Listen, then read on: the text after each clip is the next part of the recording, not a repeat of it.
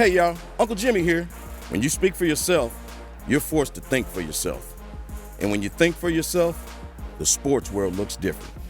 In order to enjoy this podcast and this show, you need to have the courage to look at the world from alternative points of view and not be offended when you disagree. Speak for yourself isn't your Twitter, Facebook, or Instagram feed. SFY tells you what you need to hear and not what you want to hear. So, welcome aboard, buckle up, and enjoy the ride. We start today with Jalen Ramsey. The Jalen Ramsey camp is big mad at that dude, Marcellus Wiley. On yesterday's show, Marcellus had an interesting take on whether the Kansas City Chiefs should pursue the Pro Bowl cornerback who has asked Jacksonville to trade him. Rolling the dice and saying, no, let's poach our team of a first-round pick and a starter to bring in Jalen Ramsey, who I remind you, despite the perception and the love for his game, he was 24th ranked as a cornerback last year coming out of the season. This year, in 2 weeks, he's already dropped to 89th ranked. So if his trajectory is going south and your team's trajectory is going north, why is this a conversation? No to Jalen Ramsey. These comments caught the attention of Ramsey's agent, David Mulugeta, who tweeted a rebuke of that dude's opinion, saying, quote, "So, Marcellus Wiley, this is what we've come to? Just say the most outlandish thing you can think of and hope you get some attention? Go pull all the wide receivers in the NFL and see where they rank Jalen Ramsey. I would expect more from you, but I guess these days it's all about shock value." Get me a gas mask. It's getting awful smoky up in here. Lord have mercy. But that's not all. Marcellus woke up the entire Jalen hive. Texans quarterback Deshaun Watson chimed in, tweeting, "I don't think I agree with this." Tennessee Titans safeties Kevin Byard and Kenny Vaccaro tweeted clown emojis at Marcellus. And in a case of Charger crime, Chargers safety Derwin James sent clown emojis to Marcellus too. And finally, Detroit Lions safety Quandre Diggs, the brother of longtime San Diego Charger and former Marcellus teammate Quentin Jammer, came at that dude's head, tweeting, "Some of these old heads get on TV and lose their minds. Marcellus Wiley, be real, dog. Quit clowning." Lord, it's smoky up in here this afternoon. But I have to say, this does feel a little bit like an overreaction. I disagree with what Marcellus said about Ramsey. I think the Chiefs should pursue Jalen. He has a chance to be the next Deion Sanders, a.k.a. Rambro. But all Marcellus did was reference the grades of Pro Football Focus. Ramsey will be the featured star of tonight's Thursday night football matchup between the Jags and the Titans.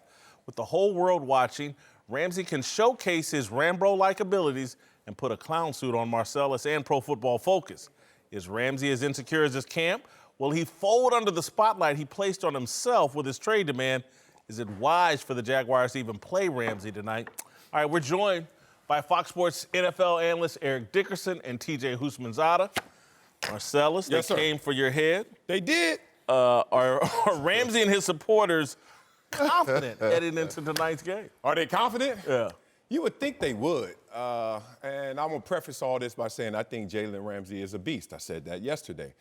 But, you know me, facts over feelings. Stats over sensitivity, y'all. And y'all just showed me some insecurity. So it's interesting. Since y'all don't like facts, I'm going to give you some more. How about you guys been targeted 17 times this year, allowed 11 receptions, 2 touchdowns, and a passer rating of 124.1? That doesn't sound too good. See, y'all bringing this out of me. I'm just going to read your numbers. By comparison, the number one corner by Pro Football Focus is Stephon Gilmore. You know what his rating is this year? 41 opposing quarterbacks. So there is something to these numbers. And I'm going to take it even deeper and get a little personal with you. Because there was about a 3-year stretch in my career where people were arguing, was I the best defensive end out there? Some said top 5 for sure, but some were arguing he's the best out there. I'm setting franchise records for contracts. I'm out there beasting, replacing Bruce Smith. And you know what's funny about that?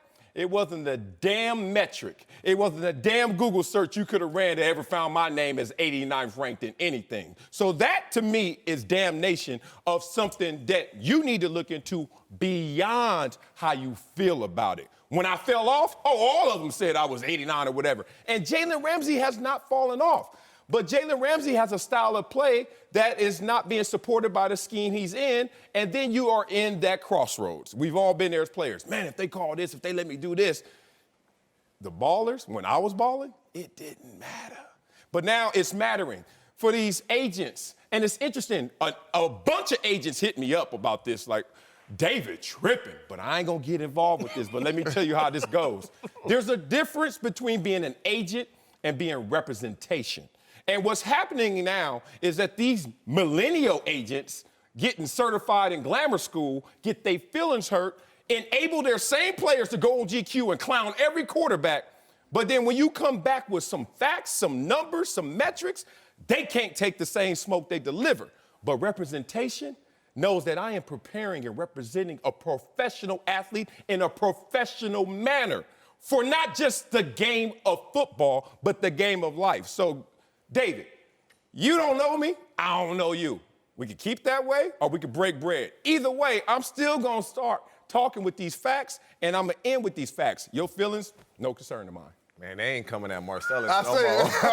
They ain't coming at Marcellus no more. Don't do Now, this. I got more. Let's answer the question. Are his supporters confident heading into tonight's game? I would be. Mariota isn't a quarterback that's going to scare you. They don't have a receiver on the Titans that's going to scare them. Now, when I look at Jalen Ramsey, me being a former receiver that played, I think he's a good DB. And you look at the pro football. He could be offended by that. Good DB. When you say good, I don't know who's the best because I'm not playing against him. I would rank him top 3.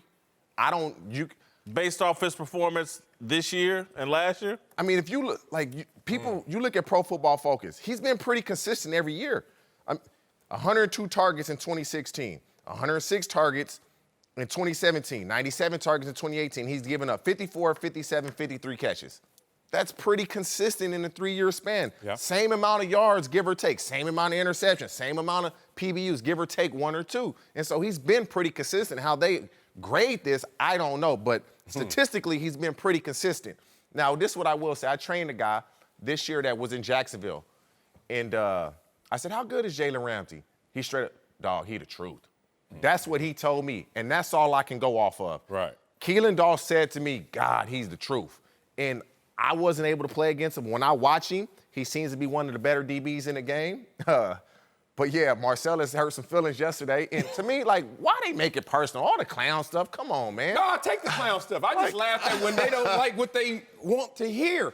I never got into that zone when I played. We didn't have emojis and all that stuff. we didn't have all that kind of stuff. You know, you said it best. You know, when a guy that played against you, or like we're not playing now. We're not there every day. But other players, Deshaun Watson says, you know, hey, this guy can play. As a former player, and you know this as well as I do, Marcellus, and so do you, TJ. You know, when guys can play, you know who can play and who can't play. When you're on the field, the guy may not have the greatest number. You're like, hey, dog, this guy can play. He balling. Mm-hmm. You might not see it. It's sometimes it's the intangibles. It's the things you can't. It's not always about the numbers. You know, football focus don't play football. They just give you their thoughts. They ain't covered nobody. Right. One thing about a defensive back is I've got to guess where you're going. I'm the receiver. You know, when you break the huddle, you know your route, don't you? I'm over there. I've got to guess where you're going every play. You know, so for sure when you hear other guys say, hey, man, like you said, he's the truth. You got to take that for what it is. The only thing I would say, though, Eric, is why I think they're a little bit shaken here is because the guys at Pro Football Focus are the same types of guys that make decisions on what your trade value is. But so if the Jacksonville Jaguars are sitting there, we want 2 first-round draft picks for this guy, and Jalen wants out of there and he wants someone to give that up, but the evaluators are saying, hey, there may be a problem here, let's be a little bit careful, that's what scares them. If his stock was seen across the board at what his ability says it should be, I think teams are quicker to give up what Jacksonville's asking for. You say what they want. You say what they want. Hey, I want a Jerry curl back again too. Like, yeah, I want In the goggles, right? What you want and what you get is 2 different things. But look, Whitlock is onto it. You got to follow the money to see where this is really going. David was upset that he thinks that my opinion could affect the money of his client in terms of trade value in his next contract. When last time I checked, ain't nothing I could, when I was getting it, bruh, I don't care who criticized it. They had numbers, they had film. You can't out-talk that. So I don't know why you offended now and you want me to get in the echo chamber with you and say only glowing things when they are actually in any negotiation gonna push back on you and they're gonna use things like this. So it's amazing that numbers support your argument until they don't support your argument. So, David, you got clients out there that are balling out of control. You got Derwin James, Charger, my guy. I don't care what he thinks of me. I'm a clown, but to me, you still a beast. 5th ranked Pro Football Focus. I bet you David they teammates in college, though. He gonna defend them. No. I ain't mad at that. But I'm talking to David, who's gonna use that 5th rank upstairs one day and say, you know, my guys are the top 5 in already 1 year. It's good for you, but it ain't bad for you. Which way do you want to play that? So I got a real issue. But I'm gonna tell you what their real fear is, again, because yesterday when you said those things, and just by even pointing the finger like, hey, here's where Pro Football Focus, it made me go, oh, I need to take a closer look. And I gave you a closer look today. Right, but when you can keep getting close too. How close you want to go? So that's a narrative they want to avoid for the reasons you're talking about. They want people to trade for him. And when he gets traded, he wants to be the highest paid defensive player. Well, this is not the way to go about that if you don't want this narrative out, because y'all actually put it out. I mean, our show, we got a lot of ratings going around here. It's good, but y'all helping it, which is not helping your cause. I probably need to understand the Pro Football Focus rankings a little better. I don't know how your 91.3 rating in 2017, and you gave up more receptions in 2017 than you did in 16 and 18. And so I don't know how all this stuff is graded. Yeah. Off the eye test and just watching him play, he's one of the best DBs in the league. And it's another thing. No question. When you're in Jacksonville and you're losing and you feel like you don't have, they had one good year when he was there. Sometimes, and it sucks to say, you just kind of go through them. I don't want to be here no more, man. That's it. I don't want to play, man. man. That's the guy teams are afraid to pay. But this is the thing, though, Jason. When guys that are true competitors, when you pay them, they want more. He the type of, the way he had A.J. Green lose his cool. A.J. Green don't even talk. He had a guy lose his cool during the game because he was in his head so much.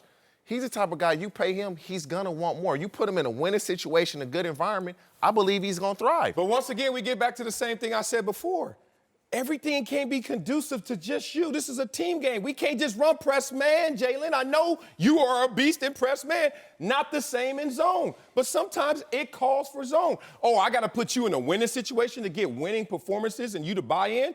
Another team is leery of that because everywhere you go, there you are. What happens when we face adversity on this new team? What happens when we get that bump in the road on this new team? You already showed me your psychology, when bro. You say face adversity in Jacksonville, that's adversity every week. I played 2 years and didn't get one sack. I know what adversity feels like. So that's a different type of, you play with a team like the Chiefs, what adversity are they hitting with Patrick Mahomes and Andy Reid? See, that's the difference. That's a different ball game. Oh, everybody can play on the winner, huh? It makes it easy. Look, you've heard me say this before. When you winning, I don't care what's going on. He could be getting beat, but they winning.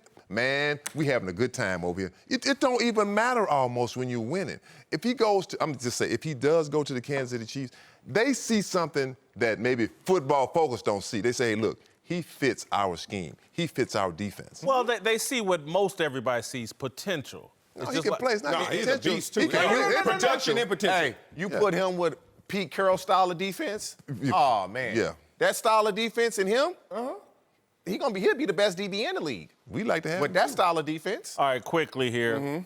Do you all agree he's on the trading block? There seems to be thoughts that on Friday he could get traded. He's going to play tonight against the Titans. Is that smart for the Jaguars to do? Yeah, it is smart. And I know it's a little counterintuitive in terms of why would you put him out there at the injury risk. But this is the problem. If you're Coach Marone, you're like, I got 52 other dudes who know that there's no safe place between I want to be traded, but you still on this roster wearing the black and teal. Guess what? I need you on the field. Upstairs is doing their business. Your agent is doing his business, and I'm going to take care of my business, which means if you're healthy, and you are able, you are going out there and playing this football game. Unless I get some other instructions, but you can't start to open up that can of worms for any culture, winning or losing, that says, I don't feel like being here. I want to go. And until that moment, I just tap out. He's not suspended. He's not hurt. It's just a horrible message to tell everybody else in there, when you don't feel it, you ain't got to do it. They should not play him. If it's a possibility in their minds that we're going to trade him, you don't play him. You don't risk the injury. You have a chance to get draft picks to help your franchise out. Now, you say, oh, the other guys. There's only a handful of guys on each team that can demand stuff like this and can get away with it. That's it. And out of those handful, it's probably only one or two that's really in them to do that type of stuff. Yeah. This doesn't happen often. You should not play him. If they say he's going to be traded on Friday, no way. Come watch the game, say goodbye to your teammates, and we'll see you on your way. But he should not play at all. I think he should play. I mean, I think people are afraid. You think about Earl Thomas. I think we'll go back to that. But he's a cornerback. He's not a receiver. He's not a running back. He's not going to get real. His job is to cover. Yeah. I mean, that's the most important thing. So you do play him. Let's say he goes out there and has 2 picks. Now the price goes up. Hey man, it can say, hey, this is why we want 2 first-round picks for him. If I'm Jalen Ramsey, I get why he wants to play Thursday Night Football. Whole world's going to watch. He gets to showcase his abilities. If, again, like Eric said, if he does come up big, it helps the trade and it helps him get paid. Hey guys, this is Jason Whitlock from Speak for Yourself. Are you ready for what's ahead? You can't always predict the future, but you can game plan for it. Generations of families and businesses have harnessed the power of Pacific to help them reach their unique goals. Whether you need to save enough money to meet your needs, ensure your family is protected, or make sure you don't run out of money, Pacific Life has a variety of financial solutions that can help. Pacific Life counts more than half of the 100 largest U.S. companies as its clients and has been named one of the 2019 world's most ethical companies by the Ethisphere Institute. Protecting what matters most to people for 150 years and counting? That's the power of Pacific. Ask a financial professional about how Pacific Life can help you game plan for the future, or visit pacificlife.com. Whitlock and Wiley, TJ Houshmandzadeh is back. We're joined now by Fox NFL analyst Greg Jennings. Time now for a big story. Let's move to Jets safety Jamal Adams, who didn't have a great showing Monday night against the Browns. Adams got flagged for a late hit on Baker Mayfield and later got benched after back-to-back penalties for offsides and encroachment. Yesterday, Adams got fined $21,000 for the hit and took to Twitter to vent his frustration, writing, quote, "This league is a damn joke. I just got fined $21K for this hit. I signed up to play football, not two-hand touch. Bull bleep. I don't give a damn about these soft rules protecting quarterbacks. I'm going to play my brand of football every time I step on the field." Shaking my head. That's how you talk. LSU. Does Jamal Adams have a point? No, doesn't have a point. I played the position of where you get to contact the quarterback the most on defensive line, defensive end. And we started to learn, even before these rule changes, that is restricted airspace. You have a step maximum. You can try and play it off even in that one step. This is almost 2 steps.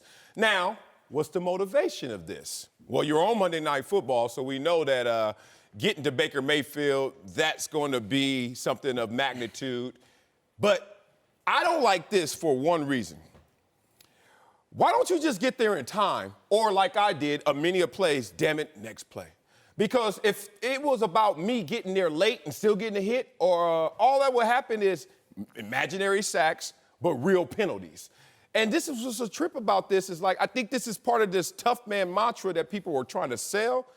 But the toughest thing about playing the position is doing it the right way and still excelling in it by playing it by the rules. And I just don't like things like this. And then you come out with the premeditated, already scripted, tough man speech when you knew in the moment that you were doing the wrong thing. I mean, I think he has a point, to be honest with you. I know once I got out the league, it was just crazy how the NFL started doing. Guys will get fined for a face mask. I'm not really trying to face mask you, but you're going to fine me $10,000 for a face mask. I got a 15-yard penalty to hurt the team. Now you're going to fine me $21,000. The tweet, I don't mind it. I think everything after the BS, he should not have put in the tweet. Now, I don't give a damn about these rules. So now, your next penalty, your fine probably gonna double. It's gonna be 40-some thousand. And then after that, you're gonna double that, and then you're probably gonna get suspended. And so he should have left that out of there. I get, sometimes you just take a penalty. Like, I run 40 yards, I'm tired, I'm gonna hit you. You get penalty, and you take that fine. Like, come on, like, give me the penalty. Don't fine me, give me a warning. Okay, I got you. I'm with you here. I think he does have a point. And for me, honestly, as an offensive player, watching the way the game has transpired, it has changed. And for a defensive guy, it probably does appear to be softer. But these are rules that have been set in place that you are going to have to abide by. You said it best. That back end of that tweet about playing his brand of football and he doesn't care. No, you better care. Yeah. You have to care because you can say all of that. That's all great. You have a point. You did take a step, maybe a step and a half, but if Baker pumps and that ball comes down, then you need to make a play. So I don't mind him with what he did, but you have to care because on Tuesday, every single week, if you think your brand of football, which is deemed to be illegal, if it's this, you gonna have that FedEx package in that locker every Tuesday, and after that, you're gonna start getting suspended. I don't like this hit at all. Yeah, I don't get it. First of all, because he lowered his helmet. He didn't even really hit him hard. It was his arm. He lowered his helmet. That was one. Come on, y'all. And let's just cut a bit deeper. Who's his defensive coordinator? Greg Williams. Who was the Browns' interim coach that led him to some victories and felt like he should have got the job? Who was the quarterback that said, no, make my friend Freddie Kitchens the head coach? So I don't think the league has a choice here. OBJ was talking about Greg Williams before the game, dirty hits. And lo and behold, there's a dirty hit or semi-dirty hit on Baker Mayfield. The league has no choice here. And to me, Jamal Adams is throwing up a smokescreen. He got bent. You say you like the old style of football, Jason. That's a dirty hit, though. Yeah. In the new rules, think about it. There's two levels to this. One, let's talk about the physical play right there. There's 3 points of contact. Like you said, he lowered his head, then he hit him with his torso, and then the extension of the arms. Look, all of that is voluntary. We all played football. I played that position. That doesn't happen unless choice. I am actually trying to do something, whether it's in messaging or just living up to my mantra. Two, the NFL protects what? The shield and the quarterback. And the quarterback. That's the engine, brother. And it's already restricted airspace and rules in place. Why violate it? I get that, but we're saying I'm not trying to deem whether or not this is legal or illegal. But if we're gonna break this down, like he is not leading with his head. No, like he lowered it though. He lowered it. Every time a defender makes a hit, you're going to. If you go to tackle me, your head's gonna drop every single time. First of all, we are taught to actually have your head up like this. We're not taught like this. How many times have you actually tackled and your head was up? 326 times. Get out of here, damn it. You know what? I love this. We act like every micro movement is not calculated until it becomes an issue. Then it's like, I couldn't stop. For $1 million. He could have stopped. Jamal Adams, for $1 million, don't touch him. 100%. He got that money, right? He could have stopped. Don't lower your helmet. Yeah. You got that money. Lord, don't push him. You got that money. You show me a tackle this Sunday in the NFL where somebody makes a tackle that's not shoestring where they don't lower their head. Oh, I will. Well, that's it's fine. almost impossible. Look, I'm old enough to remember, y'all old enough, they used to call this a delivery sack. Yeah. Yes. They've illegalized the delivery sack. They've made it crystal clear. Damn. And to me, the delivery sack to me is really for defensive linemen. A safety running up from that far when the guy clearly had released the ball. There's no reason to have a delivery sack. Again, he got benched, played poorly, had 3 penalties, counting this one, and got benched, and now let's throw a smokescreen. The NFL's a damn joke. Nah, bruh. And Jamal, I'm sure you're a hell of a player. Oh, yeah, he is. And so, no, you were the joke on Monday night, and they fined you for it. And again, let's don't pretend like these young guys are stupid and live in a vacuum. He knows the smoke between Greg Williams and the Cleveland Browns organization, and he's out there caping up for Greg Williams, and it cost him $21,000. I just look at the amount of the fine. $21,000 for that hit. That's a lot. I would have went 40. Based on all the circumstances. Greg Williams, this is a quarterback we're trying to build around. OBJ talking before the game about it. I would have hit him even worse than that in the pocketbook. So you can't Tweet prove would have been all a that. lot That's worse. all, that's all allegations. I mean, look, when I played, this was a real thing. I hit Peyton Manning high. Bruce Smith hit him low. I'm aiming right here, but since Bruce undercut him, boom, I hit him dead in the head, $10,000. This is 20 years ago, $10,000. And that was with no intention. Whitlock and Wiley, Eric Dixon, and TJ Houshmandzadeh are back. Let's move to Cam Newton, who has been dealing with a foot injury this week and now reportedly is unlikely to play Sunday after missing practice again today. Cam has had a rough start to the year as the Panthers have fallen to 0-2. And today, Ron Rivera got a little testy when asked about his quarterback. Would you think Cam would travel in either event, or would that be decided tomorrow? See, you guys want to sit there and watch, so you'll have to wait and see. I'm not going to talk about it anymore, guys. I mean, let's talk about Arizona. I mean, I haven't really talked about Arizona, so it'd be good to answer those kind of questions. Cam, though. I know it's about Cam, but we won't. I don't know anymore until tomorrow. So let's just, let's talk about Arizona. If not, there's no reason for me to stand here. You felt before the opener, you were 100% confident he was going to be ready to go. Where are you on that level now? I just asked you to ask me questions about somebody else. I'm not going to do this anymore, okay? I told you, I won't know anything until tomorrow, okay? Thank you. Wow. Hot 100. Ron Rivera a bit testy here. Do you think the Panthers still view Cam Newton as their franchise quarterback? Absolutely, as they should. But there is some conversation going on about, is this the new Cam Newton? Injury prone, undermining his greatness because of injury. And if that's the situation, you can start to see them licking their fingers, grabbing the corner, top right corner of the page, not flipping it yet, but starting to get into that mindset of maybe we have to start thinking of alternatives. And it's unfortunate. Cam Newton, by the numbers, no touchdowns this year running or throwing. That's been 4 games with no passing touchdowns going back to last year.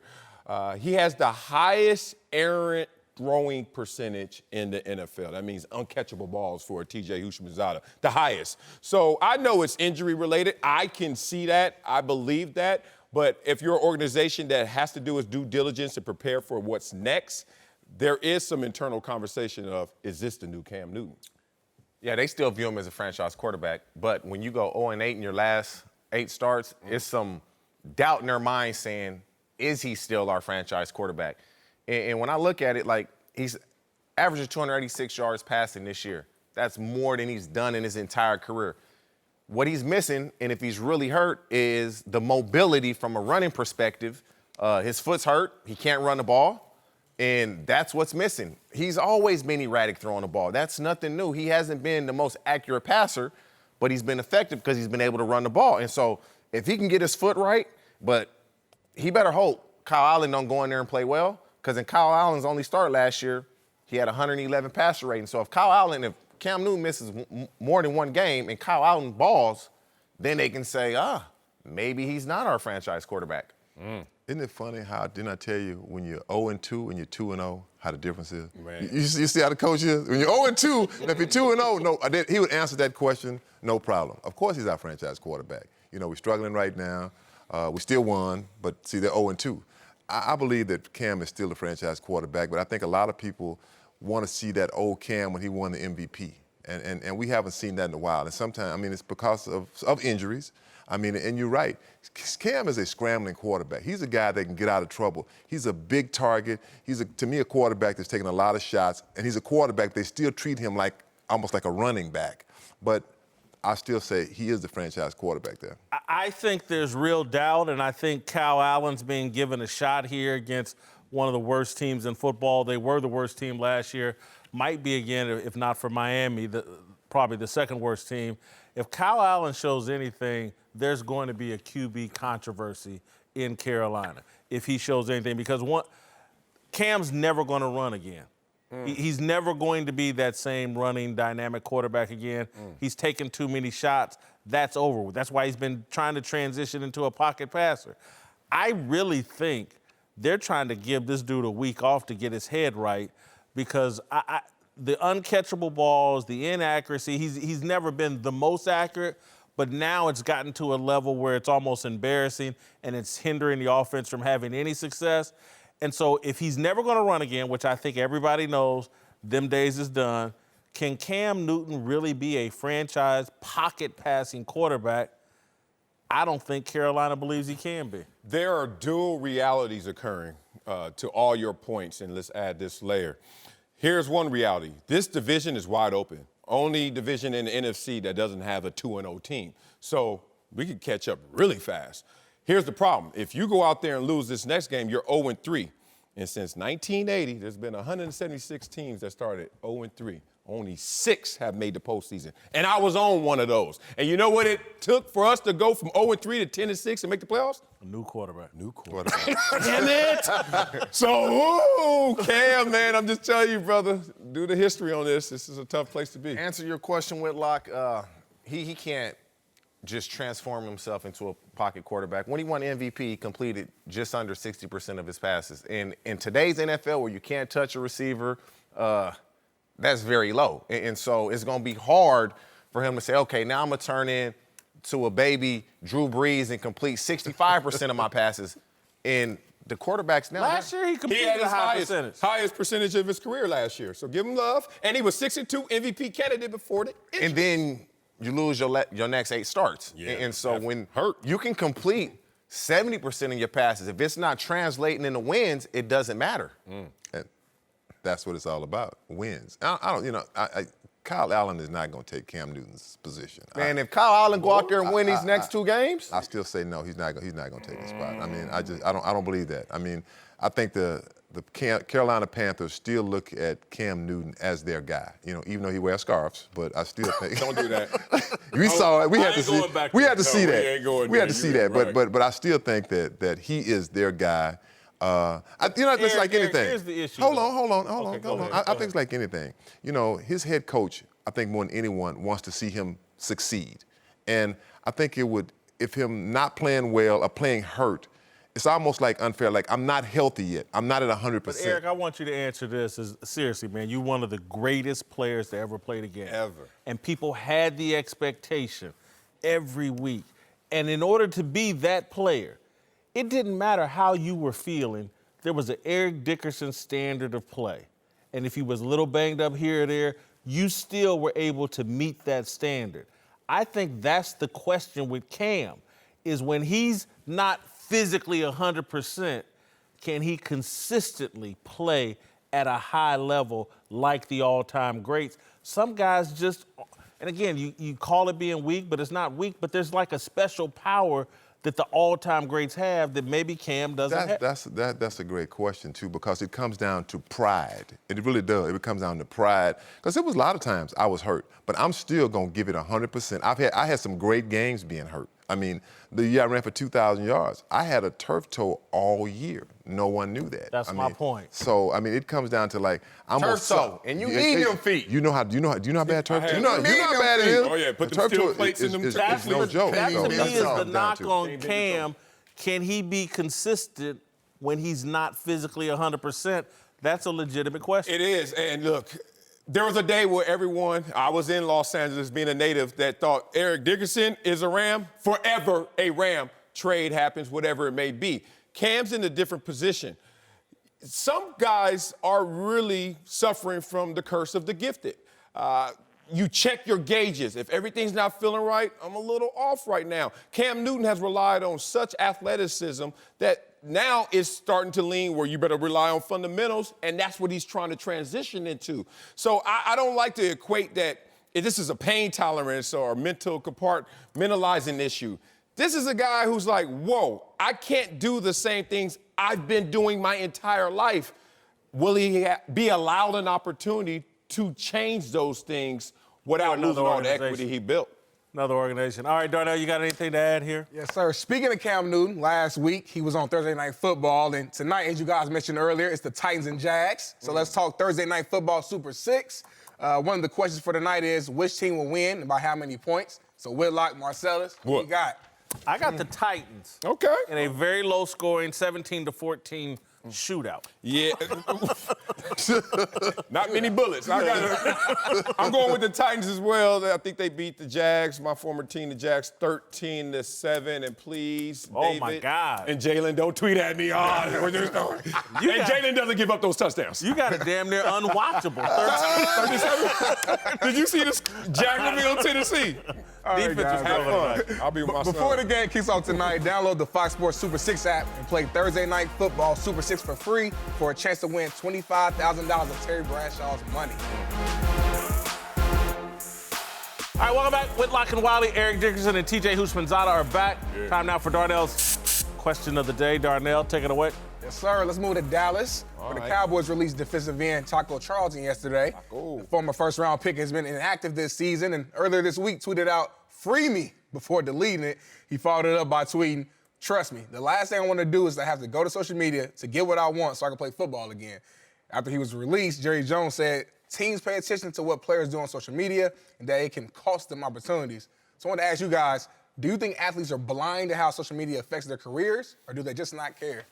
It's Taco Thursday. Man, I'm doing like that. All the homies hitting me up. I went to school in L.A., man. They've been hitting me up like, y'all better stay between the lines on there. Look, I think they're blind. And a little bit, I think they don't care, but I think they're mostly blind, and they've been led to believe that, man, social media is the way to go. It's where you show all your freedom and blah, blah, blah. And there are real repercussions. You leave a trail that executives and your bosses all follow. Look, I was an idiot. Yes. Go check out my Jeremy Lin tweet from 6, 7, 8 years ago that got me in a bunch of trouble. So I've been right where these guys are at. I don't want to down them. I was just as dumb, and I was older than them. I'm glad you said that, because I'm not going to be up here and be a hypocrite. But you know what? Let's be real. They're not blind, and I know they care. The problem is, let's be real about this. The hormones, the dopamine, the release, the control is the same as it is for anyone who has done something unlawful, unethical, or immoral. And we've all been there. I ain't gonna run our 10 lowest moments of our life, but we all do the same equation. I want that, and these are the consequences. And you know what? I want that a little more, and I'll deal with the consequences. Adam Schefter talked about this. Every time he has a breaking news story, he's like, when I hit that send button, I see those hearts and those retweets and those likes going like casino slots, ching, ching, ching, and he's like, I just love it. And everyone has a different degree of that same receipt, that same reception with your interaction with social media. So in the moment, I think he did the same calculation a lot of us do, especially when you're young. You just think that you'll deal with the consequences, and they are not as grand as they become. So I'm not gonna kill them. Are athletes blind? No, they're not blind. They know what they're doing, and it can help their career as well if they do things the right way. In this case specifically, he wanted to be released. He wasn't playing. This guy's hurt, suspended, and you couldn't get on the field. Do what you can to get released, and hopefully you get a chance to go play for somebody else.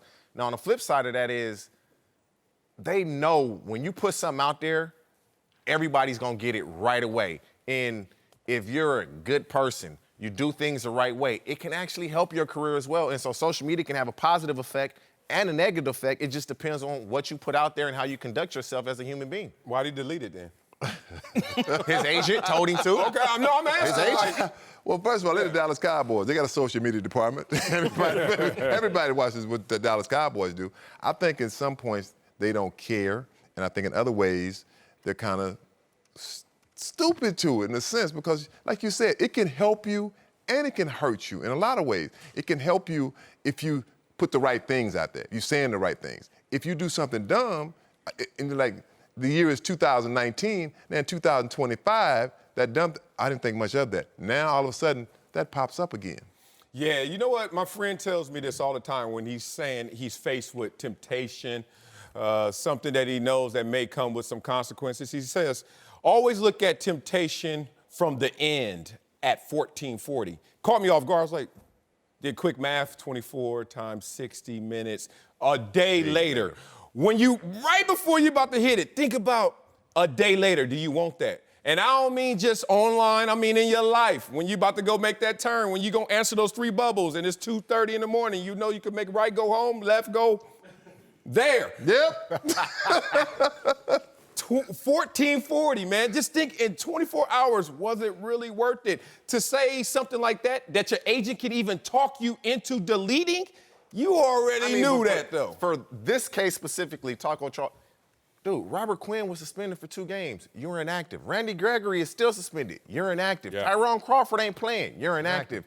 At this point, he can't make it any worse for himself. Now, you go to another team and you don't play, it's on you, bruh. But right now, he's saying he believes he's good enough to play. He should have been playing. Obviously, the coaches thought otherwise. And so for him, go somewhere else and see if you can get on the field and change the course and direction of your career. Yeah, I think he's saying they don't like me no matter what I do. If all these guys can go down and they still won't put me on the field, I want to burn this bridge and get the hell out of here. Yeah. And again, his agent talked him out of it for the very reasons Jerry's saying. It's like, hey, man, the next Jerry Jones, he's not going to like this either. He wants to keep in-house business in-house. He doesn't want it all out there over social media. So there may be 1 or 2 teams that are like, we don't want to bother with Taco. And his agent's like, no, man, we want the whole field wide open to us. Cooperate with me a little bit here over social media. But again, I think Marcellus's point about that high we get from social media and the retweets and likes, it baits us all. I can still remember I was in Las Vegas, hadn't had a drink when I sent that dumb Jeremy Lin tweet, and inappropriate Jeremy Lin tweet that I had to apologize for. And I can just remember thinking, oh, I'm gonna get a lot of retweets for this. And I was I had to be in my early 40s. Yeah. I was that kind of stupid. I'm so glad. I'm so glad when I was young there was no social media. I'd have probably been suspended so many times. I probably wouldn't even played. Yeah, but all of us. But no, I don't like that because we had our own variables to deal with, and we managed to be professional and not step in it too often. Let's just be real. If you're sitting in class and you're like, this class is not for me, my teacher's not receiving my work well, she keeps giving me bad grades, you don't stand up in the class and say, I want out of here. You quietly go upstairs to the admissions office or principal's office, the dean. Like, that's not hard. And we didn't have social media, but we know that you can't always destroy situations. You know what's right, you know what's wrong. You know what's right. Eric Dickerson and TJ Houshmandzadeh are back. Let's move to Kansas City, where the Patrick Mahomes and the Chiefs will host Lamar Jackson and the Ravens Sunday. Lamar has been a new man so far this season, lighting up the league through the air in the first 2 weeks. And yesterday, Andy Reid had nothing but praise for the league's top-rated passer, saying, quote, the kid is a heck of a player. He's a talented kid. To work with the coordinators and the quarterback coaches, they've opened up the gate for him. They're doing a million different things, and he's doing it well. And it looks like he's loving doing it. All right, the question here is... See Andy Soul Reed. Andy been in the hood out there in KC, huh? Should Chiefs be worried about Lamar Jackson's arm? Absolutely. Last year, Lamar Jackson went out to Kansas City, had his worst completion percentage performance of the year, second road game of his career, 4th overall start, and went toe-to-toe with the Kansas City Chiefs. And he wasn't fully comfortable in the offense, and he certainly wasn't playing at this level right now. And that was the result? Oh, you let me go out there this year with this level of confidence, with the way that the team is performing, why wouldn't he go out there and just say, I'm ready for it? And I think that that's where he is. And I know the Chiefs said, look, we had a lesser version of this guy last year, and they damn near beat us. Don't you go out there sleeping on this kid, because the kid is multidimensional and talented. Yeah, they should be worried about his arm. The way he's playing and the way he's improved, it's almost scary if he can really consistently continue to throw the ball like this. But you say they did play the Dolphins and they have played the Cardinals. And so you have to say that because those teams are that bad. But the thing is this, since Lamar Jackson has been a starter with the Baltimore Ravens, they've averaged 228 yards a game rushing. And so you got to pick your poison. Like, this ain't college. This the NFL. Bro. 228 yards per game in the NFL. So you really want to make him throw it just so that they're one-dimensional. Thank you. You know, when Ozzie Newsome, when he picked Lamar, I called him that. I said, so tell me, you know, is he a real quarterback? He said, this guy is going to be the guy. You know, and he said for the reasons, he said, people look at him as a runner. He said he has a great arm. He said that he will learn how to become a quarterback. You see, he put on weight this offseason. He looks more like a fit quarterback. So I say for sure they have to be worried about his arm and his legs. And I think Andy Reid is saying a lot of very nice things, appropriate things in the media. I think when he gets in the meeting room with his players, he's far less appropriate and far less they're going to make Lamar beat them with his arm because they don't think he can do it. They don't think he can survive a shootout with Patrick Mahomes. They're going to take away this running game. Lamar Jackson ran 16 times for 120 yards last week. The whole damn Arizona defensive staff should be fired over that. You can't let some college quarterback come out there and just run the ball down your throat. That's crazy. And again, Lamar Jackson has been a much improved passer this year. He's made some incredible throws, but the Chiefs are going to want to make this dude do it for an entire 4 quarters with Patrick Mahomes on the other sidelines. I don't think they think he can do it. I think they do. I disagree with that.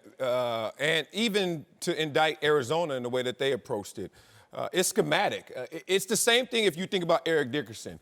And Eric Dickerson had all the abilities. He could run you over, he could run by you. And that's what this offense is. We can run it down your throat, or we can now throw it, because how are you going to play? Is it 8-man in the box? Is it 9-man in the box? So that just opens up acreage. And if you look at a team that's multidimensional like this, they just keep you off balance enough to exploit you. So I'm not saying that they're going to go out there and win this game or exploit them, but the fear is certainly in your heart when you're facing them, because if you crowd the box, he can't throw it. He will dart it over you. I got to see him do it 60 minutes. And if I'm Andy Reid, I got to see him do it for 60 minutes. He did it in overtime, too, last year. Everybody that they play is going to have this game plan is, if we let them start running the ball, number one, Kansas City, if we let them run the ball, that's less possessions for Patrick Mahomes.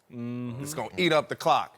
So we'd rather say, okay, we're going to crowd the box, and if you can beat us throwing the ball, it's going to be a shootout then, because we're going to score too. So now you score, okay, Pat Mahomes get the ball, now we're going to go down and score. We can't let you just run the ball, eat up the clock, and limit our possessions. And so Andy Reid is going to say, we're going to stack this box.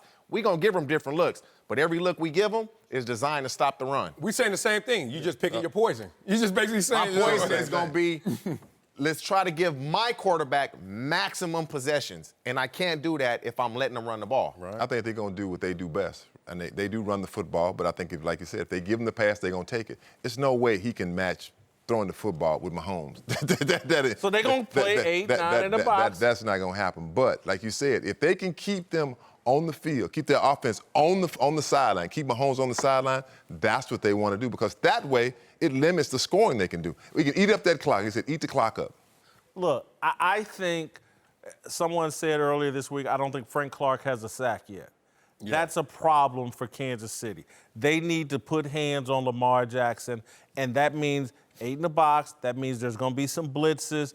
They are going to run game blitzes. They're going to do everything in their power to shut down that running game and make Lamar make throws with people at his feet. It's been great what he's done against the Dolphins and the Cardinals. I cannot wait to see him do it against the best team in the AFC. If he does it, hats off, and the sky's the limit. If he does it, hats off, and the sky's the limit. But Patrick Mahomes is on the other sidelines. I just don't think he can go throw for throw with him. There's going to be some turnovers. Well, look, the Ravens lead the NFL in scoring. 2, Lamar Jackson has the longest streak of 178 pass attempts, no interceptions. 3, go back to week 3 last year, Patrick Mahomes, when you just couldn't believe your eyes, but it was telling you he's real. Like, I remember that, because everyone was, and they're doing it to Lamar Jackson, and the problem is, he was not that good last year and went to overtime with the same NFL MVP. Now he's this guy, and y'all gonna sit there and say, I don't think he can go throw for throw? Him and Patrick Mahomes are the only 2 guys in NFL history, 70% completion, 7 touchdowns, no interceptions in their first 2 games. Him and the guy he's playing against. We can't keep slighting this Ain't dude. nobody man. saying it's a slight. It's how would you rather lose? Running the ball, we get 7 possessions. Yeah. Throw the ball, we might get 10 to 11 possessions. That in Baltimore defensively, now people got to Earl Thomas is a safety. And with him being as good as he is, he's not going to make it easy on Patrick Mahomes. And so it's not going to be as easy as people think where, okay, Tyreek Hill, he's not playing. Mecole Hardman, Travis Kelce, Sammy Watkins. Earl Thomas is going to have something to say about that. But me personally, I got to give Patrick Mahomes maximum possessions, stop the run, force him to throw. But you're also saying what Baltimore is going to try to minimize his possessions, and that's why I think they're going to come out there and try to stuff this running game down the Chiefs' throats, and that's why I think the Chiefs are going to do everything in their power to stop it. And at some point, I don't know which quarter it's going to be, third or fourth quarter, it's going to come down to Lamar, can you do what Patrick does? Can you go up and down this field the way you need to very quickly? I'm going to lean on Patrick Mahomes. I got to see it. The ball comes out of this kid's hands different. I just got to see Lamar Jackson. I've never seen the ball come out a good quarterback's hand the way it does his. I got to see it against the best competition. I mean, you know what helps too, sorry, Edie, is Kansas City, outside of New Orleans and Seattle, is probably the hardest place to play for crowd noise. Woo! And so what's going to help Baltimore is if they are able to run the ball, because now it lessens the communication that he has to have with all the rest of the players on the team. And so if he's able to run the ball, it does take the crowd out of it, because playing in Kansas City is no joke with that crowd noise. I'll go back to what I said. They're going to do what they do. They run the football. They're going to run it. They're going to throw it short. You say it comes out of his hands. Different. But you know what? His passes are tight. I mean, they really are. They're right on the line. It's not like it comes out like wobbly. It's a nice. It's like you might not like the way he throws, but it's getting there. Yeah. I think we're going to find out a couple of different things. I'm not a big believer in the Chiefs' defense. Hitchens is still out there at linebacker. It drives me crazy. And so we're going to find out if the Chiefs have a real defense or if they improved at all, scheme switch, new personnel. We're going to find out if that's improved. And I think we're going to get a lot closer to the truth about Lamar Jackson. Is he the next guy? Is he the next Russell Wilson? Is he on the same level as Deshaun Watson? I'm not ready to go there yet. Well, you said you're going to lean on Patrick Mahomes. Yeah. Don't do that, big guy. Don't do that. Just me and you shouldn't be leaning on anybody. Let's go deeper analysis of the last year game when he had less confidence and less experience and less of an offense. Game-winning drive, he fumbled. Get into overtime, gets hurt. Damn, didn't even finish the game. And they still almost won that game. They lost by 3. I'm just telling you, simple mathematics and the confidence translation. You're thinking that this year they're going to do something, get over that hump. All right, before we go, I'd like to address Colin Kaepernick's most ardent supporters in the media. The ones yelling this week the NFL is unfair because Cap remains unemployed. They're the people I refer to as Kaepernicks, the people donning Superman capes in defense of the symbol formerly known as Colin Kaepernick, a.k.a. Mute Muhammad Ali. Kaepernicks, you might be fooling the idiots who interpret the world through social media, but smart people see through your racial facade. You don't care about the advancement of black people, particularly black men. You care about the perception that you care about the advancement of black people. You care about pleasing your puppet masters who would like to see the NFL removed from its perch atop American popular culture. You care about a political agenda designed to thwart patriarchy, or as you call it, toxic masculinity. You cape for Cap for what it says about you, not because of what it does for black people. This is true of both black and white Kaepernicks. They both suffer the same guilt, share the same ideology, and are equally lazy. Sustainable advancement is the byproduct of motivation, creation, and innovation. That's why the NFL has done and will continue to do far more to advance the position of black men than all the whining Kaepernicks combined. The Football League, the Kaepernicks label as racist and grossly unfair to their non-speaking fearless leader, is the same league that relies on an employee base of 70% black players. It's the same league that pays Russell Wilson the most money and soon will elevate Dak Prescott and Patrick Mahomes above Wilson. It's the golden era of light-skinned and black quarterbacks. Deshaun Watson, Lamar Jackson, Jacoby Brissett, Kyler Murray, Jameis Winston, Teddy Bridgewater, and maybe Cam Newton will all join Prescott, Mahomes, and Wilson in starting lineups this weekend. So let me get this straight. The NFL is the most popular TV show on 5 different television networks, and you want me and us to demonize it when its black stars have never been more valuable and more prevalent in sports' highest position of on-field leadership and power?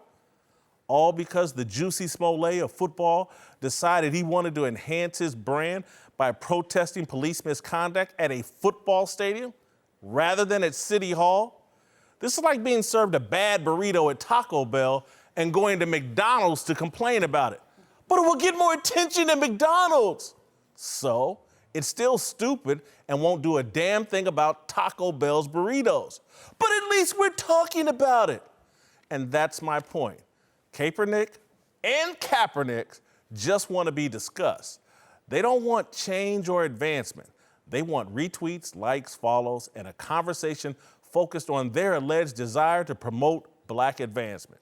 Meanwhile, better than any other American industry, the NFL keeps helping the black man advance through opportunity. Caping for Cap is an easy way to create a feeling of self-righteousness and the perception you speak truth to power from the safety of your keyboard and talk show studio. Caping for the NFL is proof you recognize the inevitable fallout from one man's unplanned "hey, look at me" protests shouldn't turn you against an industry where black men are excelling. That's easy for me to say. I actually believe in doing things that help black people advance. Greg Jennings is back with us. Let's look ahead to this weekend. Sponsored by the Spark Cash Card from Capital One. Both the Steelers and the Saints will be underdogs this weekend, with both future Hall of Fame quarterbacks Big Ben Roethlisberger and Drew Brees out for the foreseeable future. Mason Rudolph will be leading the Pittsburgh Steelers on the road this week against the 49ers, while the Saints haven't even named their starter yet, still deciding between Taysom Hill and Teddy Bridgewater on the road against the Seahawks. Question here is better chance of pulling off the upset with their backup quarterback, Steelers or the Saints? Ooh, I'm going to go to you, Greg. For this one.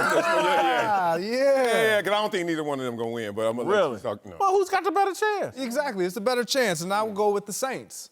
I will go with the Saints, and here's why. When you look at Sean Payton, he's already at work. When he was asked about Taysom Hill being the second option, he's like, whoa, you're assuming that he's the second guy. So he's already putting pressure on the Seattle Seahawks defense to prep and prepare for 2 guys. Now, mind you, I believe that Teddy's going to be the primary guy, but there was things last week, and I liked Sean Payton, but there was things last week that I saw on Teddy Bridgewater that was a little concerning. When I played with Teddy Bridgewater as a rookie, I had a conversation distinctively saying, Teddy, you have to feel it, not see it. Meaning, when you drop back and you feel it, you got to let that ball go. You can't see it because at this level, at that point, the defender sees it, everybody else sees it, and that window of opportunity closes. So I think if he can take that next step with Sean Payton putting together a plan that will consist of both of these guys being involved, they have the better chance. It sounds like he made the opposite argument, though, in terms, you gave me a reason why. I love the point you made about Teddy Bridgewater. Can he feel it? Because that is the game for feel at that position. And that's my question about Teddy, and that's why I lean the Steelers. Joe Staley out for the San Francisco 49ers. Steelers fall into 0-3, desperation on their part. And I just think Seattle is better than San Francisco. I'm going with the Saints, and I'm going with that combination of what you said, the experience and the wild card of Taysom Hill. If you think about what they have in terms of that shared experience, whatever that may be, that may lessen the pressure on them.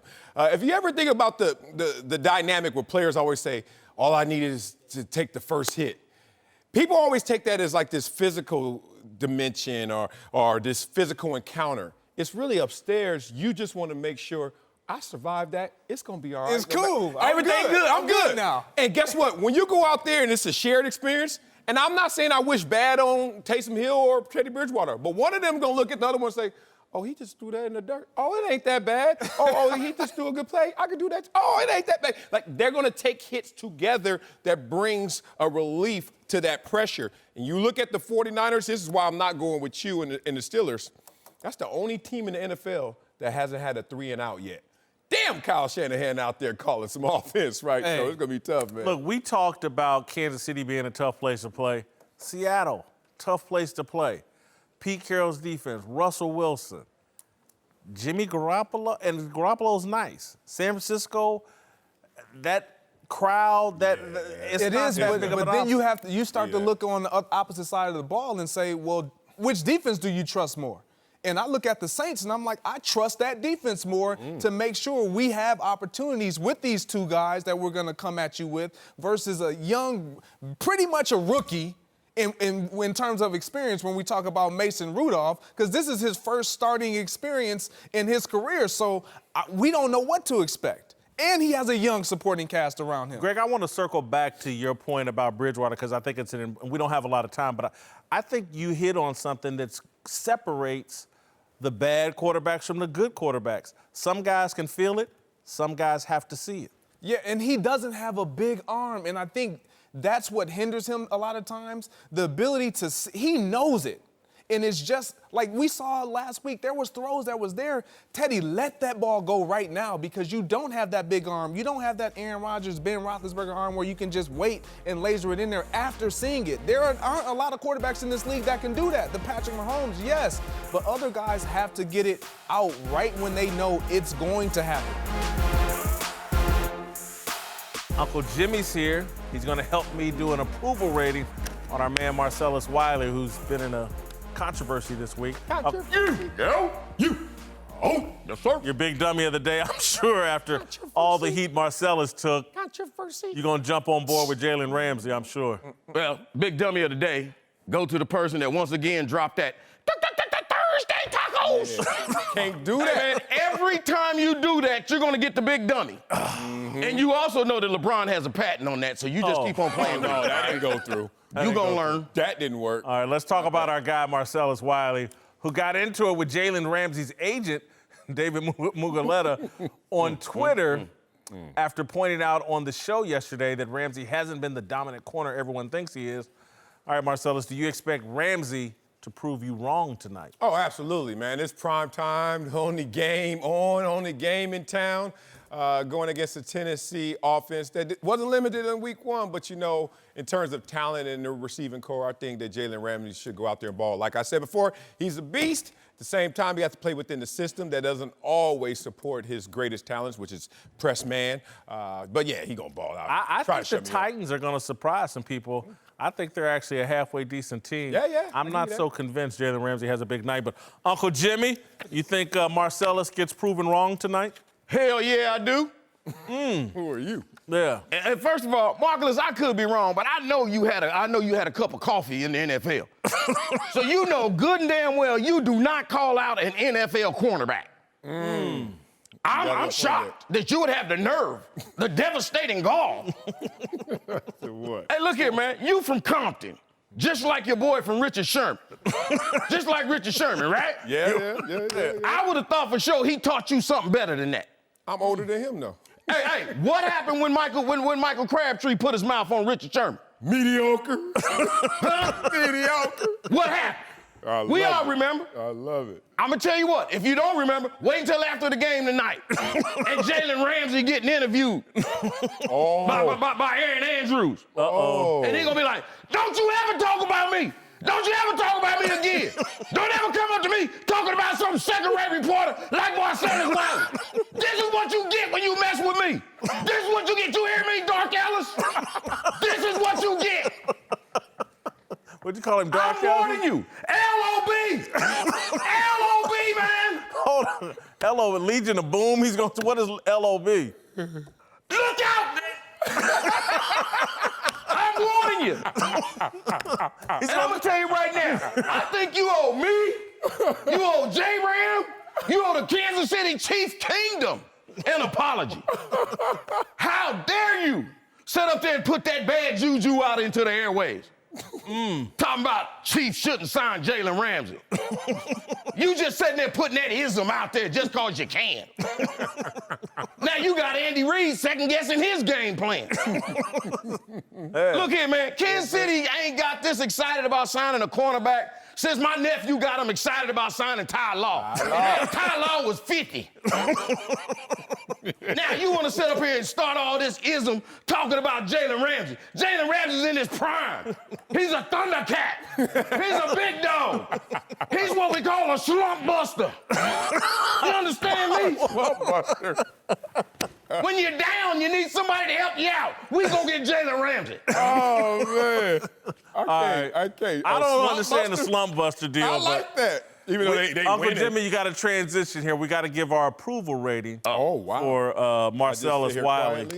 Sit here. I just take this? Job performance, I'm give him a 23. Okay. He's got smoke going everywhere with Kaepernick, with Jalen Ramsey everywhere. Feel it. All-time greatness, I'll give him an 11. 11? 11? I ain't made. I haven't won an NBA. He only made 3 Pro Bowls. Wow. Character, I'll give him a 22. And authenticity, I'll give him a 23. 79, almost GOAT. Damn. Uncle Jimmy? Too close. He's an all-star. An all-star, you got him same as me? The only thing I quit, and I give him, his authenticity. That's what I give him. Because he can't jump on Jalen Ramsey's bandwagon, but he'll damn sure jump on the Big Baller Brand bandwagon. Now, I don't know if y'all noticed or not, he ain't been the same since Big Baller went under. I don't know if he lost some money in that deal or what. But he don't want to jump on this bandwagon with us. I see Marcellus has been on the internet. He's got his self-rated GOAT status in our poll.